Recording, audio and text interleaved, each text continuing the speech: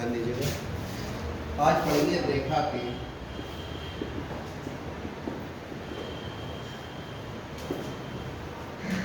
विविध, यानी सरल रेखा का समीकरण हम पढ़ेंगे। सबसे पहले जो हमने सरल रेखा पढ़ी थी, यहाँ से ये निर्देशांक ज्यामिति की हम लोगों ने शुरुआत की थी, वो पढ़े थे एक्स अक्ष और वाई अक्ष। तो एक्स अक्ष पर ऐसी क्या खास बात होती है?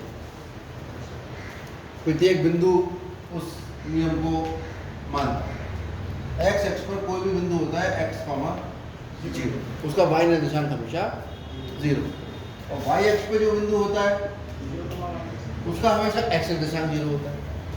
तो हम जो एक कंसेप्ट लेके चल रहे हैं सरल रेखा का समीकरण, यानी सरल रेखा का ज्यामितीय रूप, आपने कक्षा 9 में भी पढ़ा था। उसमें पढ़ा था ax plus B Y plus C, याद आया कुछ? इसको ग्राफ के रूप में हम लिख सकते थे, और 10वीं क्लास में आपने समीकरणों को बीजगणितीय से ग्राफ के रूप में हल भी किया। यानी ये आपको पता लग गया कि बीजगणितीय समीकरण को ग्राफ में भी बदला जा सकता है। एक बार x का मान 0 रख के y का मान निकालते थे, एक बिंदु आता था, फिर y का मान 0 रख के x का निकालते थे, दूसरा बिंदु आता, दोनों को जोड़ देते थे, तो सरल रेखा का एक ग्राफीय रूप आता था उस अलजेब्रिक समीकरण का, जो सरल रेखा के रूप में। तो सबसे पहले तो हमने दो सरल रेखाएं हमने पढ़ी। तो कौन सा प्रतिबंध है जो x अक्ष के प्रत्येक बिंदु के लिए सही है?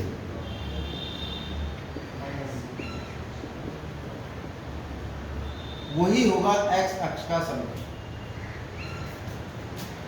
रेखा x अक्ष है, एक रेखा है, इसका समीकरण वो होगा जो इसके प्रत्येक बिंदु के लिए सत्य होगा, उसके प्रत्येक बिंदु के लिए सत्य है y बराबर। आप देख लो, प्रत्येक बिंदु के लिए y कितना होगा, तो ये किसका समीकरण हो गया? x अक्ष। ऐसे ही y अक्ष का समीकरण, y अक्ष का जो भी बिंदु होगा y अक्ष पे स्थित, वो x बराबर कितना होगा? और एक स्टेप आगे बढ़ जाते हैं। अब हम कहते हैं x अक्ष के समांतर रेखा का समीकरण, x अक्ष के समांतर रेखा का समीकरण। अगर कोई रेखा x अक्ष के समांतर है तो y अक्ष को कहीं ना कहीं तो काटेगी। मान लिया हमने मूल बिंदु से जो इसकी दूरी थी, जहां इसने काटा वो b था, तो इसका प्रत्येक बिंदु आप देख रहे हैं x बदल रहा है, पीछे जाने पर कुछ और हो रहा है, लेकिन y के मान में कोई परिवर्तन नहीं आ रहा। तो x अक्ष के समांतर रेखा का समीकरण होगा y बराबर, और b कौन सा मान होगा? जितनी दूरी पर मूल बिंदु से वो देखेगा। मैं कहता हूं x अक्ष के समांतर y अक्ष की पर 3 अंतःखंड काटने वाली रेखा का समीकरण बता। x अक्ष के समांतर y अक्ष पर 3 अंतःखंड, तो x अक्ष के समांतर y अक्ष पर 3 अंतःखंड काटने वाली रेखा का समीकरण होगा y बराबर। ऐसे ही x y अक्ष के समांतर रेखा का समीकरण, अगर मान लो ये रेखा है m जो y अक्ष के समांतर है, और यहाँ से इसकी दूरी a है, y अक्ष के, बताओ फटाफट,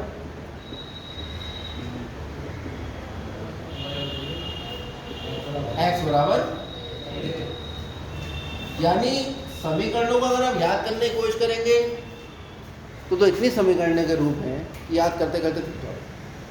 आप समझिए x अक्ष के का समीकरण, क्योंकि x अक्ष के प्रत्येक बिंदु पर y जीरो होता है, y अक्ष का समीकरण क्योंकि प्रत्येक बिंदु पर x जीरो होता है, x अक्ष के समांतर रेखा का समीकरण, x अक्ष के समांतर तो ऊपर हो गई नीचे, तो किसी ना किसी दूरी पर तो काटेगी मूल बिंदु से, ठीक है। वो दूरी मान ली हमने b है, सवाल में तो 3, 5, 8 कुछ भी हो सकती है, तो इस प्रत्येक बिंदु के लिए इसका ये निर्देशांक फिक्स हो गया y, तो y बराबर भी x अक्ष से समांतर रेखा का समीकरण x बराबर।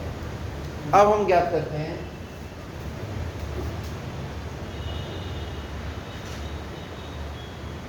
रेखा का समीकरण।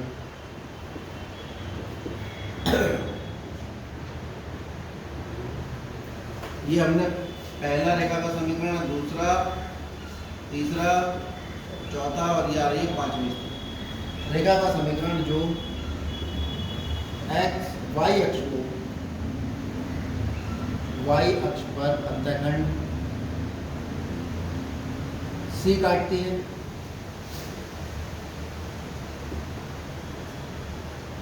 तथा रेखा की प्रवणता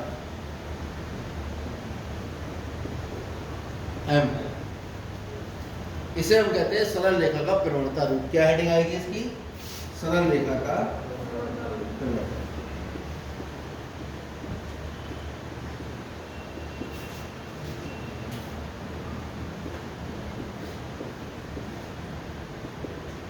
इस सरल रेखा के प्रवणता रूप में हमें जो पता होता है वो पता होता है कि एक सरल रेखा है हमारे पास, जो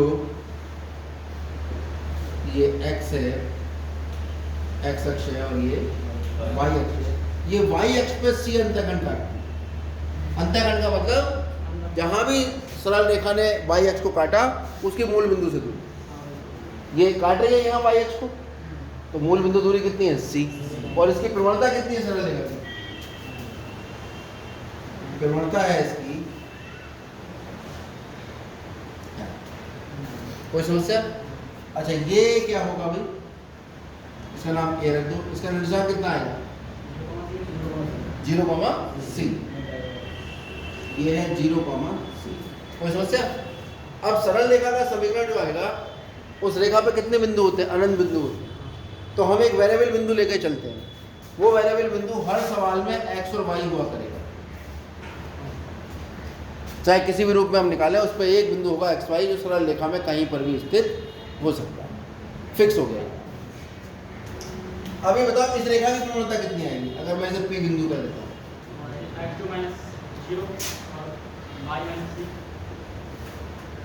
रेखा p a की प्रवणता बताओ।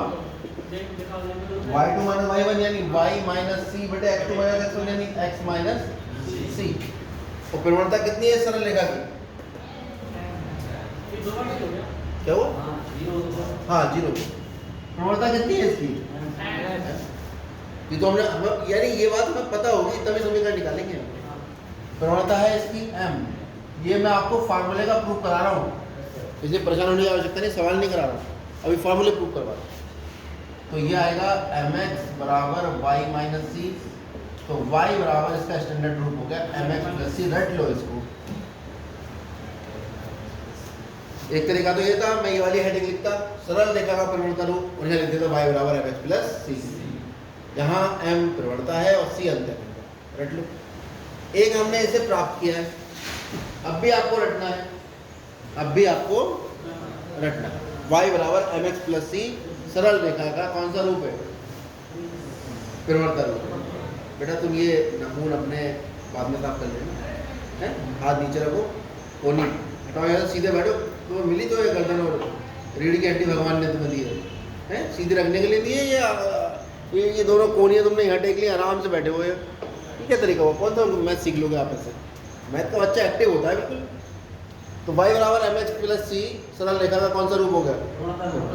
सवाल कैसे आएगा? वो कहेगा उस रेखा का समीकरण ज्ञात करो जिसकी प्रवणता 5 है, y अंतःखंड 3 है।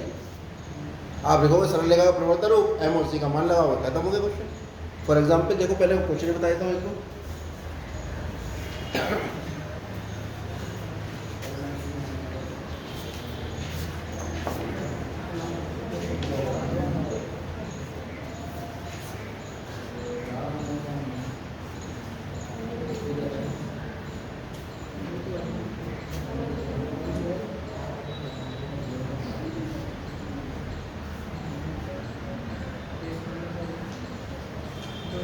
देखो ये छठा सवाल है।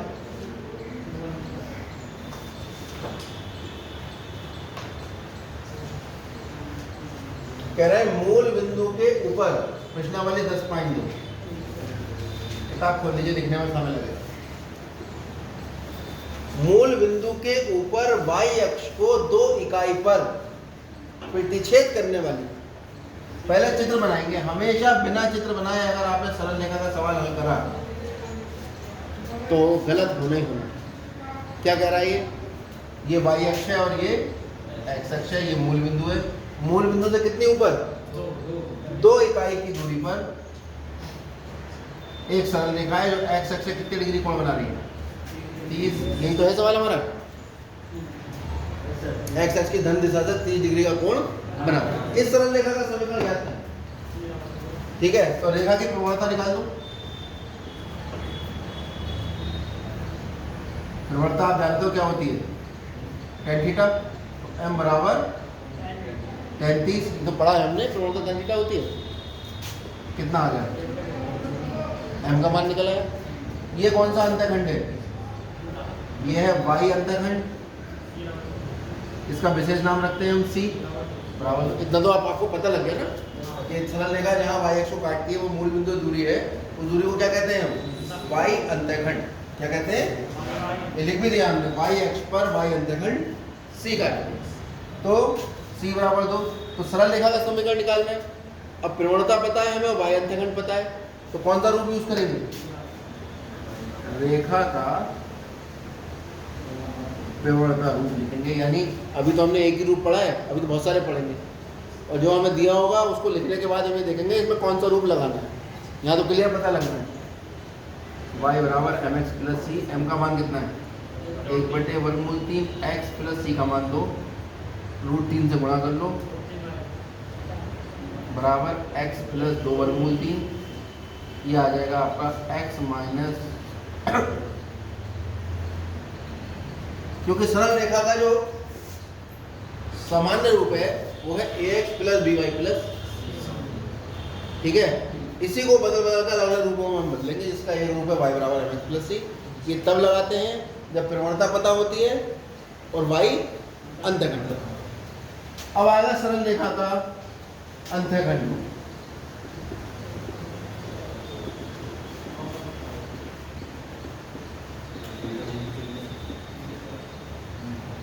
ठीक है। सरल रेखा के अंतःखंड रूप में क्या क्या हमें पता होगा, माना सरल रेखा x अक्ष पर a अंतःखंड तथा y अक्ष पर अंतःखंड b काटती है। साधारण भाषा में लिख लिया जहाँ टिपिकल लैंग्वेज यूज नहीं करते, यानी ये कहानी आ गई। ये हमारे पास सरल रेखा है, ये एक्स अक्ष है, ये वाई अक्ष है, ये ओरिजिन है, ये ए अंतःखंड काट रही है, और ये कोई दिक्कत इसमें। इसका निर्देशांक बताओ क्या होगा, इसका क्या होगा 0,b, इसे ए लिख लो और इसे बी लिख लो। और हमने क्या बताया, जब भी सरल रेखा का समीकरण हम निकालेंगे एक हमारे पास वेरिएबल पॉइंट तो हो नहीं, क्या नाम होगा उसका, x, y। तो एक वेरिएबल पॉइंट ले लेते हैं यहाँ पर, P जो है x, y सरल रेखा पर चर बिंदु है।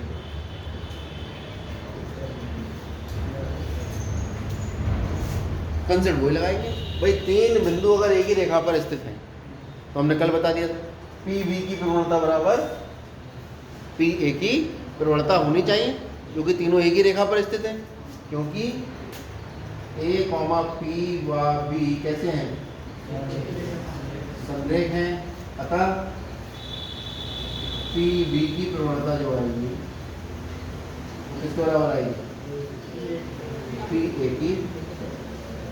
अगर हमें चेक करना है कि ये संरेख है तब तो हम पीबी की प्रवणता अलग निकालेंगे, पीए की प्रवणता अलग निकालेंगे, दोनों बराबर आ जाएंगे, कह देंगे दोनों संरेख है। पहले से दे रखा है कि ये संरेख है तो फिर हमारे पास ये अधिकार है कि हम पीबी की प्रवणता को पीए की प्रवणता के बराबर ले लें। पीबी की प्रवणता कितनी आएगी भाई, पीबी वाई माइनस बी बटे एक्स माइनस 0 बराबर पीए की प्रवणता वाई माइनस 0 बटे एक्स माइनस। कोई दिक्कत, गुणा त्रिज्या y माइनस बी। और घर जाकर खूब प्रैक्टिस करना है इनकी, सवाल भूल जाओ, खाली ये सूत्र निकाल लो। अगर आपने सूत्र निकालने सीख लिए तो सवाल तो चुटकियों में हल हो जाए। करो गुणा x y minus a y minus b x plus a b बराबर एक्स, और एक्स वाई से एक्स वाई कैंसिल। तो हमारे पास आ जाएगा ए बी बराबर ए वाई प्लस बी। इन दोनों को माइनस वालों को इधर ले गए, एक्स वाई को इधर ले आए, ए बी अपनी जगह। हम इसको पूरा बदल के भी लिख सकते हैं, bx प्लस ay बराबर ab। पूरे समीकरण को ab से भाग कर लीजिए।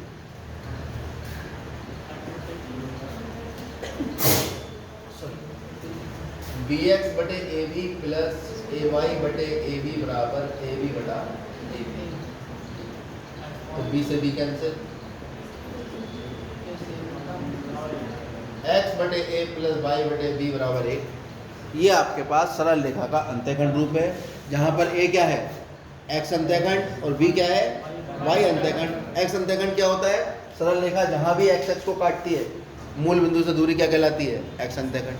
और सरल रेखा जहाँ भी y x को काटती है, वो दूरी कहलाती है y। इस पर आधारित सवाल दें।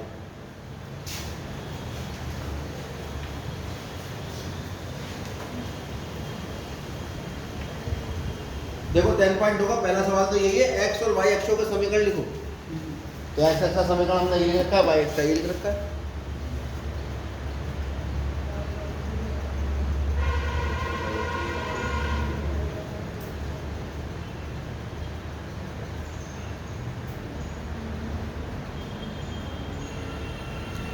अठारहवां सवाल दे रखा है, इस पर आता है।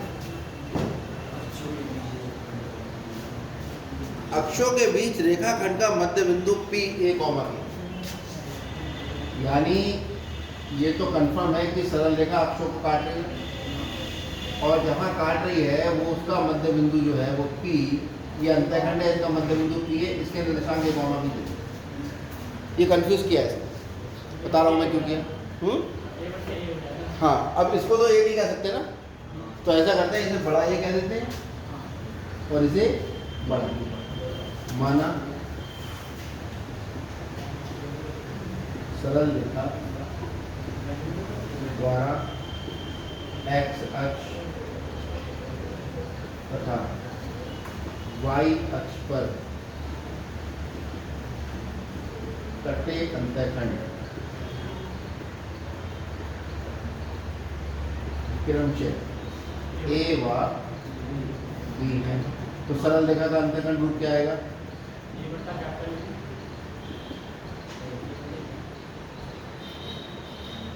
क्या देगा, x बटे कैपिटल A प्लस y बटे कैपिटल B बराबर 1, स्मॉल a स्मॉल b की जगह समीकरण 1। अब हमारा काम क्या है, हमारा काम है ये a और b जो हमने माने हैं, इसके मान को इसके पदों में लिखते हैं, a और b के। ये सवाल में दे रखा है, क्योंकि जो अपनी तरफ से माना है हमने उसका आंसर थोड़ी देते हैं। इसने कहा भी है कि सिद्ध करो सरल रेखा का समीकरण x बटे a प्लस y बटे b बराबर 2 होगा। तो अगर ये a, b है, इसके निशान कितने आएंगे, इसके कितने आएंगे, और ये है मध्य बिंदु, ये इसने बता रखा है, सवाल में कहा है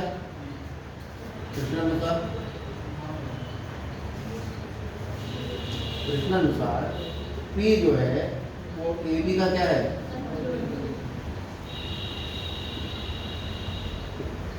अगर मध्य बिंदु है इसका मतलब P A, B बराबर होगा इसके P0 प्लस A बटा 2, 0 प्लस B बटा 2। ये कौन सा सूत्र लगाया हमने, मध्य बिंदु का।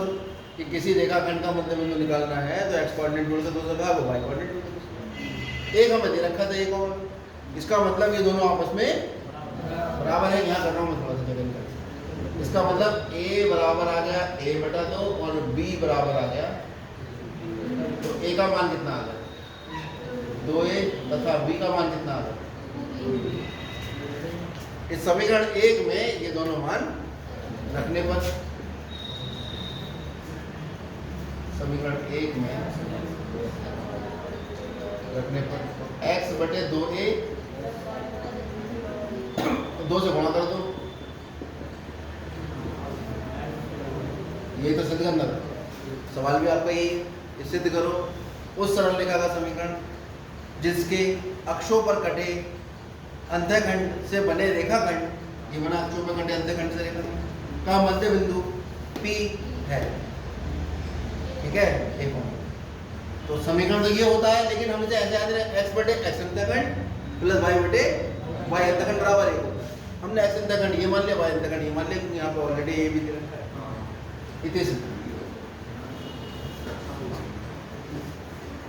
अब आप ये नोट करिए, फिर हम इसको आगे बताते हैं।